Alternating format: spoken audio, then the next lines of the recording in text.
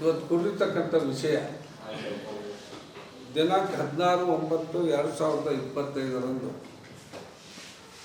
ನಮ್ಮ ಮಾಜಿ ಮಂತ್ರಿಗಳು ಈಗ ಹಾಲಿ ವಿಧಾನ ಪರಿಷತ್ ಸದಸ್ಯರಾದಂಥ ಎಚ್ ವಿಶ್ವನಾಥರವರು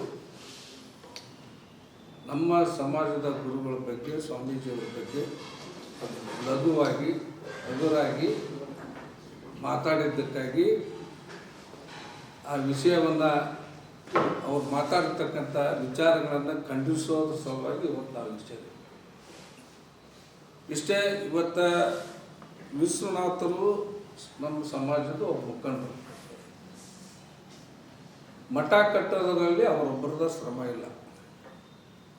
ಮಠ ಕಟ್ಟೋದರಲ್ಲಿ ಸನ್ಮಾನ್ಯ ನಮ್ಮ ಸಮಾಜದ ಅತ್ಯಂತ ಪ್ರಮುಖ ವ್ಯಕ್ತಿ, ಅಪರೂಪವಾದಂಥ ವ್ಯಕ್ತಿ ಇವತ್ತು ನಮ್ಮ ಸಮಾಜದ ಈ ರಾಜ್ಯದ ಒಬ್ಬ ಮುಖ್ಯಮಂತ್ರಿಗಳಾಗ ಸನ್ಮಾನ್ಯ ಸಿದ್ದರಾಮಯ್ಯ ಅವರು ಎಚ್ ಎಂ ರೇವಣ್ಣವರು ಸುಮಾರು ಕರ್ನಾಟಕ ಪ್ರದೇಶ ಕುರುಬರ ಸಂಘ ಎಲ್ಲರೂ ಕೂಡಿ ಅವರು ಒಂದು ಸಂಘ ದಿವಂಗತ ಡಿ ಕೆ ನಾಯಕರು ಇಷ್ಟೆಲ್ಲ ಸಮಾಜದಲ್ಲಿ ಕೂಡಿ ಸಮಾಜಕ್ಕೆ ಒಂದು ಮಠ ಬೇಕು ಅಂತೇಳಿ, ಮಠ ಇದ್ದರೆ ನಮ್ಮ ಸಮಾಜ ಸಂಘಟನೆ ಆಕೈತಿ, ಶಿಕ್ಷಣದ ಕಡೆಗೆ ಒಲವು ತೋರಿಸ್ದಂಗೆ ಆಕೈತಿ, ಉತ್ತಮವಾದಂಥ ಅವ್ರಿಗೆ ಸಂಸ್ಕಾರ ಸಿಗಲಿ ಅಂತಕ್ಕಂಥ. ಯಾಕಂದ್ರೆ ನಾವು ಕುರಿಕಾಯಿ ಜನ, ರೈತಾಪಿ ಜನ, ನಮ್ಮಲ್ಲಿ ಇನ್ನೂ ಕೂಡ ಬೇರೆಯವ್ರನ್ನ ಹೋಲಿಕೆ ಮಾಡಿದ್ರೆ ಭಾಳ ಹಿಂದುಳಿದಿರ್ತಕ್ಕಂಥ ಸಮಾಜ ಈ ಕುರುಬ ಸಮಾಜ. ಈ ಕುರುಬರ ಸಮಾಜಕ್ಕೆ ಏನಾದರೂ ದಿಕ್ಕು ದಶೆ ತೋರಿಸ್ಬೇಕು, ಇದು ಕೂಡ ಶೈಕ್ಷಣಿಕವಾಗಿ ಆಗಲಿ, ಸಾಮಾಜಿಕವಾಗಿ ಆಗಲಿ, ಆರ್ಥಿಕವಾಗಲಿ ಮೇಲೆ ಬರ್ಬೇಕಂತೇಳಿ ಇಡೀ ರಾಜ್ಯಾದ್ಯಂತ ಸುತ್ತಾಡಿ ಇವತ್ತು ಯಾವುದೇ ಒಬ್ಬ ದೊಡ್ಡ ದೊಡ್ಡ ಮಹಾದಾನಿಗಳು ದಾನ ಕೊಡೋಕ್ಕೆ ಬಂದರೂ ಕೂಡ ನಮ್ಮ ಸಮಾಜ ಅವ್ರು ನಿರಾಕರಣೆ ಮಾಡ್ತು. ಇವನ್ನ ನಮ್ಮ ಅವತ್ತಿನ ಸಂದರ್ಭದಲ್ಲಿ ಸನ್ಮಾನ್ಯ ದಿವಂಗತ ಎಸ್ ಬಂಗಾರಪ್ಪನವರು ಈ ರಾಜ್ಯದ ಮುಖ್ಯಮಂತ್ರಿಗಳಾಗಿದ್ದರು. ಅವರು ಕೂಡ ನನ್ನ ಒಂದು ಕಾಣಿಕೆಯನ್ನು ಕೊಡ್ತೇವೆ ಅಂತ ಹೇಳಿದ್ರು ಕೂಡ ನಿರಾಕರಣೆ ಮಾಡಿದ್ರು. ಇದು ನಮ್ಮ ಸಮಾಜದ್ದು. ನಾವು ಸಮಾಜದ ಒಬ್ಬ ಕೂಲಿಕಾರ 10 ರೂಪಾಯಿ ಕೊಡಲಿ, 20 ರೂಪಾಯಿ ಕೊಡಲಿ, 1000 ಕೊಡಲಿ, 500 ಕೊಡಲಿ, ಆ ಸಮಾಜದವ್ರ ಹಣದಿಂದನೇ ನಾವು ಮಠ ಕಟ್ತೇವೆ, ಇನ್ನೊಬ್ಬರ ಹಣ ನಮಗೆ ಬೇಡ ಅಂತೇಳಿ ಅಷ್ಟೊಂದು ಪ್ರಾಮಾಣಿಕವಾಗಿ ಸ್ವಾಭಿಮಾನದಿಂದ ಅವತ್ತು ಈ ಮಠವನ್ನು ಸನ್ಮಾನ್ಯ ಸಿದ್ದರಾಮಯ್ಯರಾಗಲಿ, ವಿಶ್ವನಾಥರಾಗಲಿ, ರೇವಣ್ಣರಾಗಲಿ ಎಲ್ಲ ಸಮಾಜದ ಮುಖಂಡರು ಇಲ್ಲೆಲ್ಲ ಇರ್ತಕ್ಕಂಥ ಸಮಾಜದ ಬಂಧುಗಳು.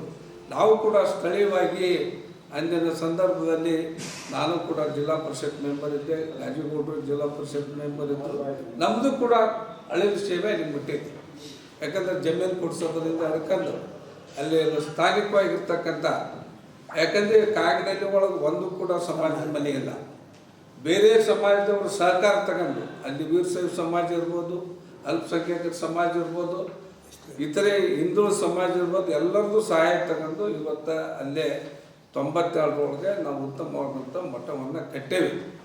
ಕೇವಲ ಅವರ ಗರ್ವದ ಮಾತುಗಳು ಏನದವಲ್ಲ, ಎಚ್ ವಿಶ್ವನಾಥರವರು ಆ ಥರ ಮಾತಾಡಬಾರ್ದು. ಅವರೊಬ್ಬರದ ಕಾಣಿಕೆ ಇಲ್ಲದಿದ್ರೆ ಮಠ ಕಟ್ಟೋದ್ರಲ್ಲಿ ಅವರೊಬ್ಬರದ ಕಾಣಿಕೆ ಇಲ್ಲ. ಇಡೀ ಕರ್ನಾಟಕ ರಾಜ್ಯದ ಎಲ್ಲ ಕುರುಬ ಸಮಾಜದವ್ರದ್ದು ಕೂಡ ಕಾಣಿಕೆ ಐತಿ, ಅವ್ರ ಶ್ರಮ ಐತಿದ್ದಾರೆ.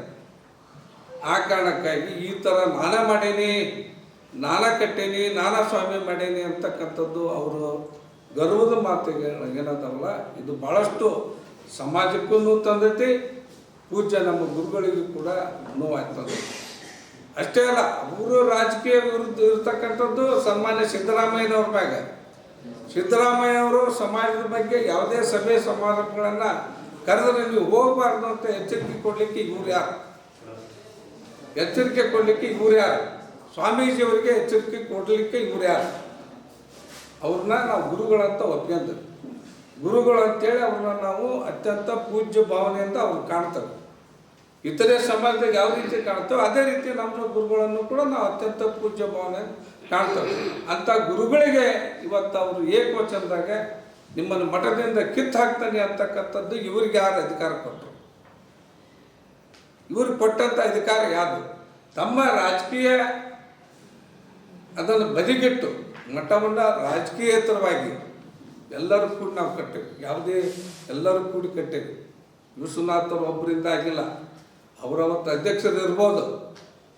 ಸಂಪೂರ್ಣ ಎಲ್ಲರ ಕೈ ಜೋಡಿಸಿದ್ದಕ್ಕೆ ಇವತ್ತು ಮಠ ಆಗೈತಿ.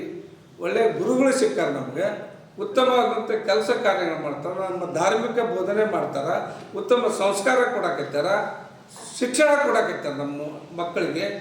IAS KS ಎಲ್ಲ ರೀತಿಯ ಕೆಲಸನೂ ಉತ್ತಮ ರೀತಿಯೊಳಗೆ ನಮ್ಮ ಈ ಪೂಜ್ಯ ಗುರುಗಳು ಬಂದಿಂದಾಗ, ಜಗದ್ಗುರು ಶ್ರೀ ನಿರಂಜನಾನಂದಪುರಿ ಸ್ವಾಮೀಜಿಯವರು ಬಂದ ನಂತರ ಸುಮಾರು 200 ಕೋಟಿಗಿಂತಲೂ ಹೆಚ್ಚು ಇವತ್ತು ಸಮಾಜಕ್ಕೆ ಮಠಕ್ಕೆ ಆಸ್ತಿಯನ್ನು ಮಾಡ್ಯಾರ.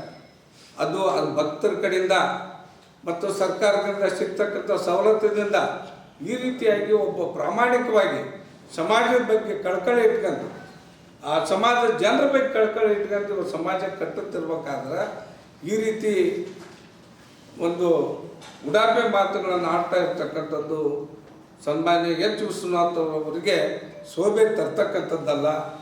ಮತ್ತು ಸನ್ಮಾನ್ಯ ಸಿದ್ದರಾಮಯ್ಯನವರು ಈ ರಾಜ್ಯದ ಮುಖ್ಯಮಂತ್ರಿ, ಜಾತಿ ಇವತ್ತು ಎಲ್ಲ ಪಕ್ಷಾತೀತವಾಗಿ ಅವ್ರಿಗೆ ಗೌರವಿಸ್ತೇವೆ ನಾವು.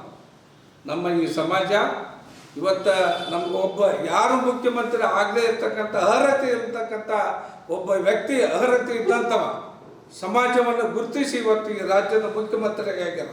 1 ಸಲ ಆಗಿಲ್ಲ, 2 ಸಲ ಆದವು. ರಾಜ್ಯದ ಜನತೆಗೆ ಒಳ್ಳೆಯ ಕಾರ್ಯಕ್ರಮಗಳನ್ನು